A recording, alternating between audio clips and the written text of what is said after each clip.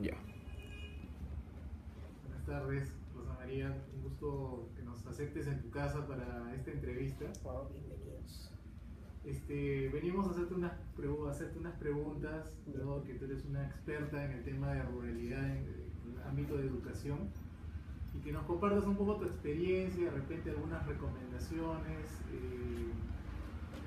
quizás algunas también sugerencias o aspectos de tu larga trayectoria en este ámbito, ¿no? O sea, lo que quieres es un poco que te cuenten qué estamos. Claro, Y después a partir de eso ustedes preguntarán más. Sí, te voy diciendo como una guía de preguntas Ya, y en base a eso vamos conversando. Ya, Entonces, la primera pregunta es, ¿cómo crees que ha sido la educación rural en los últimos 10 años? la abandonada de siempre. Yo creo que el tema de la educación rural en el Perú es un tema de población muy vulnerable, ¿no? Y no suficientemente atendida nunca por el Estado. Entonces, allí encontramos los peores niveles de todo, es decir, de infraestructura, de formación docente, hasta de alimentación de los niños y niñas, ¿no? Además, en culturas distintas, porque la educación rural fundamentalmente está en poblaciones indígenas y hablantes de una lengua no castellana, la mayoría, y al Perú le ha costado mucho asumir que somos un país diverso, pluricultural y multilingüe, ¿no? Entonces, recién yo te diría que los últimos 5 años, o sea, en este periodo, la Dirección de Educación Intercultural Bilingüe y Rural ha asumido el tema en serio. Pero el retroceso que teníamos como país ha obligado a hacer muchas cosas al mismo tiempo, como por ejemplo desde normalizar lenguas, o sea, no teníamos material educativo en lenguas indígenas, ¿no?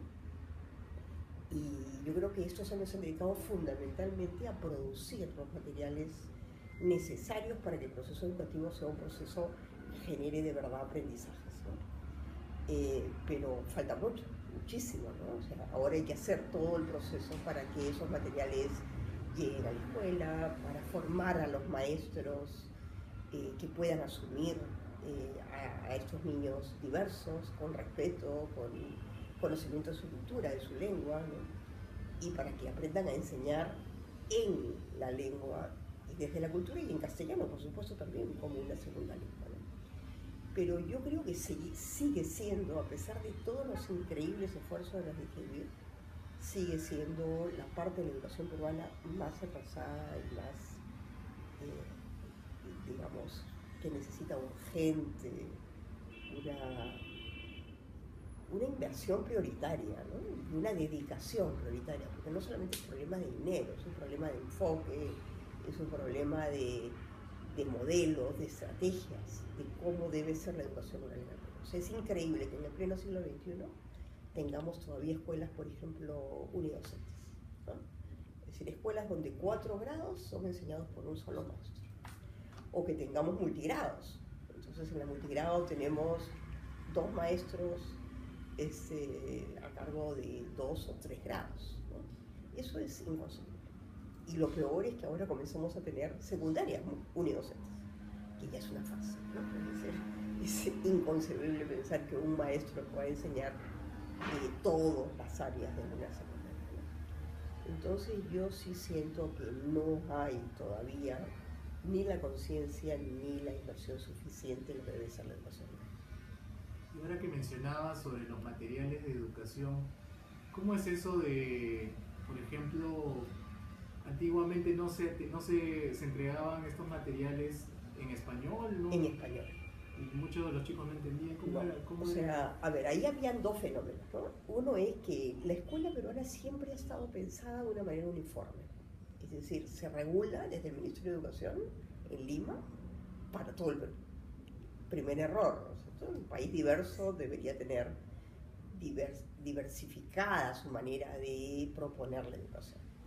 Un segundo problema es que todos los materiales que llegan a la escuela, que llegaban y que siguen llegando, son en castellano.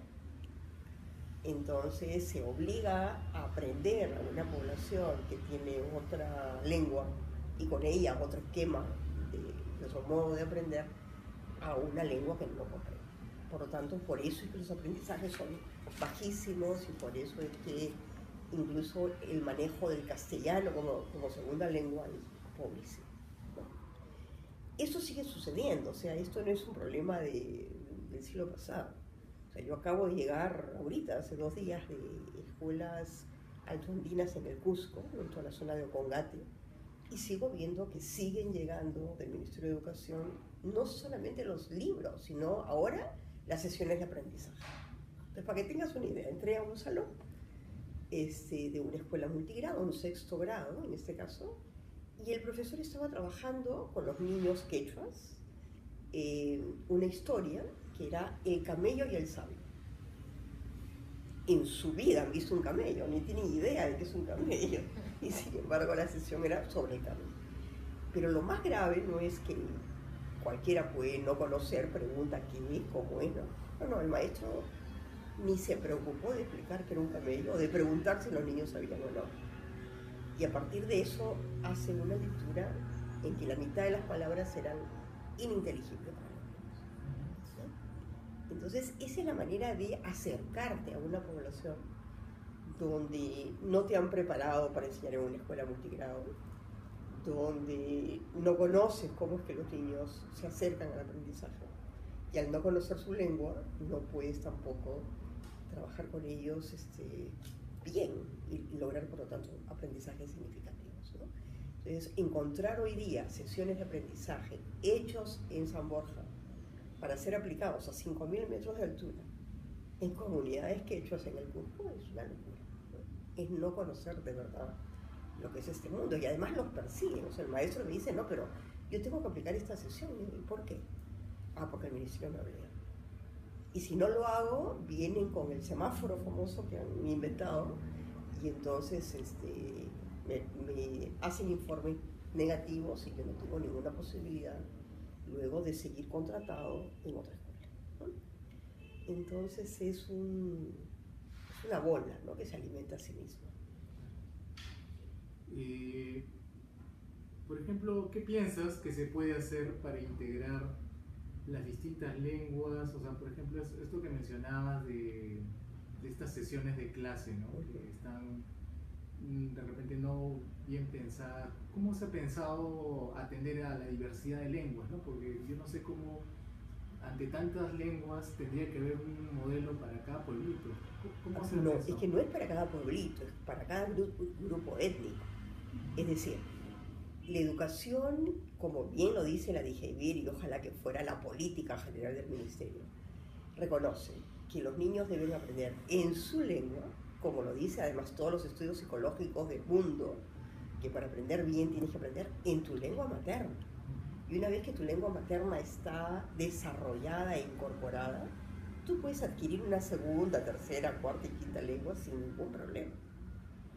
Pero si tu lengua materna no está consolidada, tú no puedes aprender bien nunca una segunda lengua. Siempre va a ser un mal aprendizaje, ¿no? Entonces la propuesta del Ministerio de la DIGEIBIRA es muy buena, porque es, los niños aprenden en su lengua inicial, absolutamente, en primer grado, y se va incorporando el castellano como segunda lengua poco a poco. Pero como segunda lengua, con metodología de la enseñanza de una segunda lengua. Y eso significa que tú llegas a 6º grado de primaria, deberías llegar hablando las 2 lenguas perfectamente, ¿no? O sea, un bilingüismo absolutamente articulado, como lo logramos en otras lenguas, ¿no es cierto? Cuando un niño es en un colegio bilingüe, pues sale hablando francés o italiano o inglés, con total naturalidad, ¿no? Esa es la propuesta y es una muy buena propuesta. Pero para eso necesitas tener maestros formados, que para mí es el gran problema, y maestros formados de las propias culturas. Entonces, por ejemplo, en el caso del quechua y de la aymara, no hay problema, porque yo creo que hay mucha gente, muchos maestros, que son quechua hablantes originalmente, o aymara hablantes. Pero cuando comienzas a entrar al mundo de las lenguas indígenas amazónicas, cada vez es más difícil encontrar personas que, hablando su lengua, sean maestros. Entonces ahí, por ejemplo, lo que hay que hacer es priorizar una política de formación de maestros indígenas, ¿no? gente que sea formada para la educación y que estén, digamos, comprometidos con su pueblo, de tal manera que van a enseñar en su pueblo, porque de nada vale lo que hacen ahora, ¿no es cierto? Los traigo a Lima, los formo aquí y nunca regresan, ¿no? Entonces la idea es formarlos en sus zonas, y hay propuestas muy interesantes de formación docente en diversas zonas del país para las diferentes lenguas y culturas, ¿no? Y habrá que ir avanzando, y es un tema de derecho. Es un derecho humano fundamental el aprendizaje en tu lengua materna, ¿no? Y la ley de educación lo reconoce así, y la Constitución peruana lo reconoce así. O sea, así sean pocos, tienen el derecho de hablar en su lengua y de aprender en su lengua. Y el Ministerio, el Estado, como garante de responsabilidades, tiene que desarrollar todas las estrategias y todas las capacidades para que esto se desarrolle. ¿Y tú crees que el Estado está haciendo algo al respecto? Digamos, no el Estado, sino el Ministerio de Educación mismo está haciendo algo al respecto como para revertir esa situación. Mira, lo que yo siento es que el Ministerio de Educación son islas. O sea, no hay una política integral, ¿no es cierto? Entonces, la Dirección de Educación Intercultural, Bilingüe, Rural y de Adultos, que ahora tiene un nombre enorme, sí tiene esa decisión y está haciendo mucho. Su directora es una mujer que conoce mucho el mundo indígena, ¿no? Y que tiene un gran compromiso con esta universidad. Pero yo siento que esa no es la misma actitud ni los mismos compromisos de otras direcciones. Entonces te encuentras con la contradicción, por ejemplo, de que tú llegas a una escuela rural cualquiera y tienes los libros, por ejemplo, en este caso en quechua, y los libros que han llegado de la dirección básica en castellano. Entonces, un maestro formado en el castellano, ¿cuál libro va a usar? Lógicamente el castellano. Lógicamente el castellano. Entonces encuentras lindos libros que, hechos con gran esfuerzo en la lengua originaria, guardaditos, bien empaquetaditos, ¿no?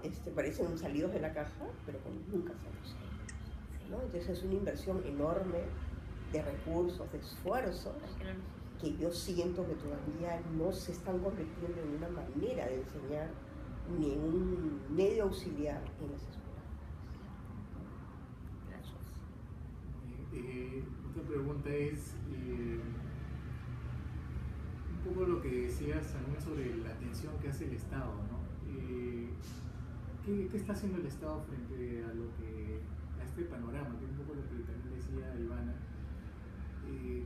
¿También crees que este gobierno, quizás ahora un poco al inicio lo mencionabas, se ha avanzado a diferencia de otros años? ¿Tú cómo ves eso? En la educación bilingüe intercultural, definitivamente, ¿no? Incluso el informe de la Defensoría del Pueblo sobre pueblos indígenas señala que lo que más ha avanzado el gobierno, en el caso del Ministerio de Educación sobre todo, es en el tema de la IBE, ¿no? De la educación intercultural bilingüe, ¿no? Entonces sí hay un reconocimiento al avance.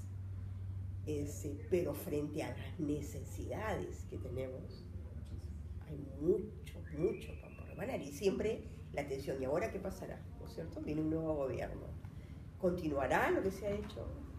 ¿Mandará al agua todo? ¿No? Incluso el salto presupuestal que ha habido en este gobierno entre lo que manejaba antes la dirección en términos presupuestales, ¿no? Reitero, ha sido enorme, ¿no?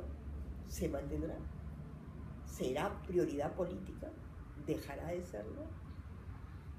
Es la desgracia de un país donde no hay, pues, habiendo un proyecto educativo nacional al 2021, sin embargo hay intereses políticos muy concretos que hacen que cada ministro tenga su plan debajo del brazo, ¿no? Entonces para lo que quiere, sigue, crea lo que quiere, o sea, no hay continuidad en la política educativa, ¿no? Yo siempre pienso que el gran desafío es sacar la educación del mundo de la política partidaria y tener algo así como un gran instituto nacional de la educación peruana, como es en Finlandia, por ejemplo, ¿no? En Finlandia la educación ha avanzado muchísimo porque ellos tienen un gran instituto de educación, donde están los mejores del país, y por lo tanto no depende de los políticos de turno, ¿no? Hay que peleen ideológicamente lo que quieran, pero la educación tiene un norte, tiene un plan, y van hacia eso, ¿no? Creo que no hay otra alternativa que en un futuro pensar en, digamos, en sacar la educación, no en despolitizarla, porque es imposible, todo acto humano es político, ¿no? pero sí en sacarlo de